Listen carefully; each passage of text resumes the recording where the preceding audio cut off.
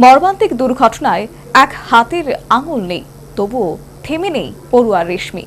লক্ষ্য পড়াশোনার সাথে ফুটবল খেলায় উন্নতি, সে সাথে অব্যাহত দারিদ্রতার বিরুদ্ধে লড়াই। এই অবস্থায় আজও মেলেনি কোনো সরকারি সাহায্য সহযোগিতা। কৈলাসহর মহকুমা চণ্ডীপুর বিধানসভার অধীন মনুখালী গ্রাম পঞ্চায়েতের ২ নম্বর ওয়ার্ডের বাসিন্দা চা বাগান শ্রমিক দম্পতি রাজু উরাং এবং বুধনি উরাংয়ের ঘরে ২০১২ সালে জন্ম নেয় রেশমি। জন্মের ১ বছরের মাথায় একটি মর্মান্তিক ঘটনায় কৃষি সহায়ক যন্ত্র পাওয়ার টিলারের চাপায় কেটে যায় রেশমির ডান হাতের সবকটি আঙ্গুল। তখনও সে হাঁটতে শেখেনি ভালো করে, অথচ জীবন তাকে বড় হয়ে ওঠার কঠিন পাঠ পড়াতে শুরু করে দিয়েছিল তখনই। এরপর কেটে গেছে ১ দশকেরও বেশি সময়। স্থানীয় প্রশাসন বা পঞ্চায়েত কোনো সহযোগিতা বা সরকারি প্রতিবন্ধী ভাতার মুখ আজও দেখেনি রেশমি। যদিও তার পরিবার বিপিএল তালিকাভুক্ত, তথাপি রেশমির ভাগ্যে জোটেনি কোনো আর্থিক সহায়তা। তবে জীবন থেমে থাকেনি। মা বাবার সীমিত আয় আর সীমাহীন ভালোবাসায় রেশমি ভর্তি হয় মনোভেলী চা বাগান মাধ্যমিক বিদ্যালয়ে। ক্লাস 1 থেকেই তার মেধার ছাপ পড়ে স্কুলে। প্রধান শিক্ষিকা পম্পি যাদব জানান, রেশমি অসম্ভব একাগ্র এবং প্রতিভাবান ছাত্রী। তার ইচ্ছা শক্তি আর পড়াশোনার প্রতি আগ্রহ সত্যি বিস্ময়কর। তবে এখানেই থেমে থাকেন রেশমি। ৬ষ্ঠ শ্রেণীতে উঠেই যোগ দেয় ফুলুজানো অ্যাথলেটিক্স ক্লাবে। সেখানে সম্পূর্ণ বিনামূল্যে প্রশিক্ষণ দেওয়া হয় ফুটবল খেলার।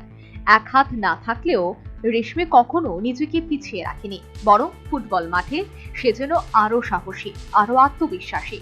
কৈলাসহরের পাশাপাশি আগরতলা, অমরপুর এবং রাজ্যের বিভিন্ন জায়গায় ফুটবল টুর্নামেন্টে অংশগ্রহণ করে সে। পেয়েছে একাধিক পুরস্কার এবং কিছু ক্ষেত্রে নগদ সম্মানও। রেশমি জানায়, ১১ বছর বয়স থেকেই সে বাইরে টুর্নামেন্ট খেলতে যায়। এই পড়ুয়ার ডান হাতের আঙ্গুল নেই, কিন্তু পায়ে আছে যে স্বপ্ন বড় ফুটবল হওয়ার। ফুটবল খেলি। কত বছর ধরে ফুটবল খেলো? 11, তোমার বয়স কত এখন? 13, তুমি এমনি পড়াশোনা করো নি? কোন ক্লাসে? ক্লাস 7। এই যে খেলাধুলা করো, মানে খেলাধুলা করতে গিয়ে কি বাইরে গেছো নি? কোন কোন জায়গায় গেছো? কমলপুর।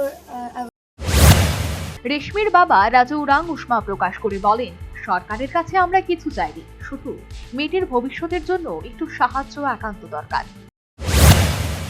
হাতে ওইটা ওই পাওয়ার টিলারে কাটছে। তো তার বয়স কত আসলো? 1 বছর। আমি তো চাইতেছি যদি সাহায্য করে তো ভালো হয়। আমি চেষ্টা করছি, কিন্তু তারা তো পঞ্চায়েত থেকে কোনো সুবিধা আমরা দিতে আসে না। আমি দৌড়াইছি। তার সমস্ত ধরনের সার্টিফিকেট আছে? হ্যাঁ, সব সমস্ত সার্টিফিকেট আছে। তাই এমনিতে কি করে পড়াশোনার পাশাপাশি? পড়াশোনা পাশাপাশি খেলাধুলা করে। কি খেলে? ফুটবল খেলে। অমরপুরে গেছে, আগরতলাও গেছে।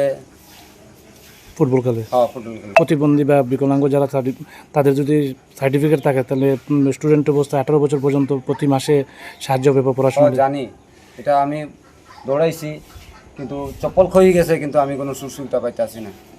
এ ব্যাপারে স্থানীয় পঞ্চায়েত কর্তৃপক্ষ, পঞ্চায়েতের কাছে গেছি, পঞ্চায়েতে আমার খালি চপ্পলেই খোয়াইতে আছে, কিন্তু আমি পাইতেছি না। কিংবা ধরেন সিডিপি অফিসের কেউ আসলো না? না, কেউ আইসে না।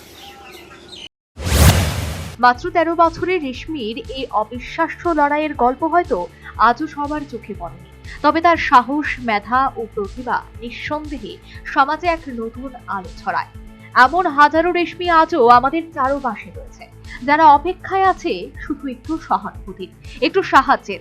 সরকারি সাহায্য হয়তো এখনো আসেনি, কিন্তু সমাজের মানুষের সামান্য সহানুভূতিও যদি একটি মেয়ে পায়, তাহলে রেশমিদের নানায়িত স্বপ্নের বাস্তবায়ন যে সময়ের অপেক্ষা তা বলাই বাহুল্য। সর্বোপরি 13 বছরের একটি মেয়ে, যার দুর্ঘটনার কবলে পড়ে 1 হাতের আঙ্গুল নেই। পারিবারিক অর্থনৈতিক অবস্থাও নুন আনতে পান্তা ফুরোয়। তবে সে থেমে নেই। অভাব অনটনের সঙ্গে প্রতিদিন যুদ্ধ করে চলছে। স্কুলের পড়াশোনার পাশাপাশি গায়ে তুলে নিয়েছে ফুটবলের জার্সিও। জীবন যুদ্ধে এই লড়াকু যোদ্ধার নাম Reshmi Oraon. Bureau report, News vanguard.